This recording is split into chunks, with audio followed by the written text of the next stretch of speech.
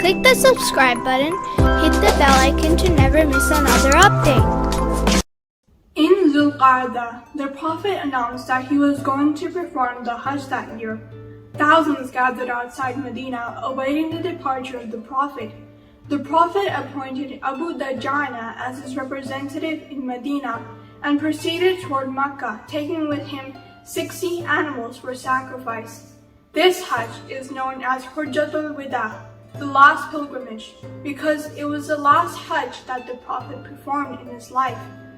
During this Hajj, he demonstrated every feature of the ceremony so that there could be no confusion later.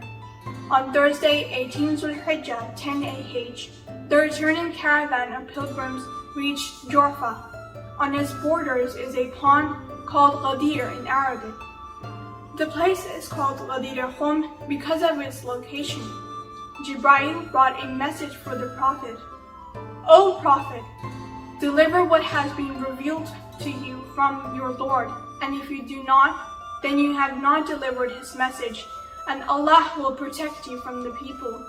Indeed, Allah does not guide the unbelieving people. It was terribly hot. The Prophet gave instructions for making a pulpit, so he could deliver the message of the Lord. A pulpit of saddles was hastily made, and Bilal gave the azan.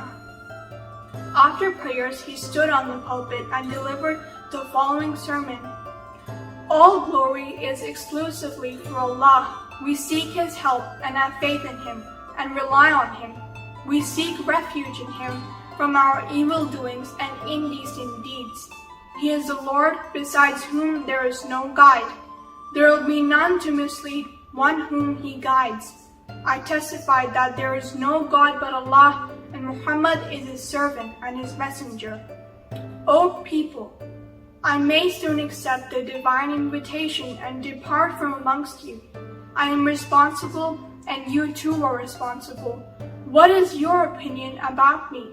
At this stage, those present said loudly, We testify that you have carried out your mission and made efforts in this behalf. May Allah reward you for this. The Prophet continued, Do you testify that the Lord of the world is one, and Muhammad is his servant and messenger, and that there is no doubt about life in the other world? All the people said, It is correct, and we testify it. Then the Prophet said, O my followers, I am leaving behind two important and valuable things as legacies to you, and it is to be seen how you behave with these two legacies of mine. At this moment, a person stood up and said with a loud voice, What do you mean by these two valuable things? To this the Prophet replied, One of them is the book of Allah, and the other thing is my family and my Ahlul Bayt. Allah has informed me that these two things will not get separated from each other.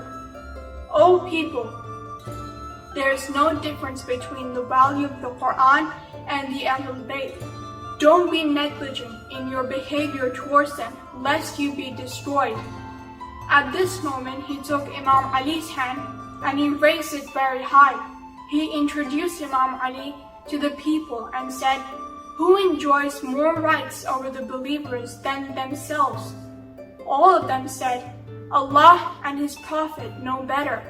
Then the Prophet said, Allah is my master, and I am the master of the believers, and I am more deserving and enjoy more rights over them than they themselves.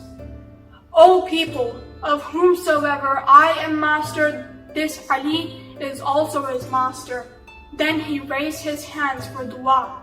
O Allah, love those who love Ali, and be the enemy of those who are the enemies of Ali. O Allah, help Ali's friends and humiliate his enemies and make him the center of truth. Just then Jibreel appeared and brought the following revelation. This day I have perfected your religion for you and completed my favors to you and have chosen Islam as your religion. At this moment the Prophet said Takbir loudly and then added, I thank Allah for having perfected His religion and for having completed His favor and for His having been blessed with the mastership and succession of Ali after me. Then the Prophet stepped down from the pulpit and said to Imam Ali, "Sit in a tent so that the chiefs and distinguished personalities of Islam may shake hands with you and congratulate you." The two sheikhs, Abu Bakr and Umar, were the first to congratulate Imam Ali and call him their master.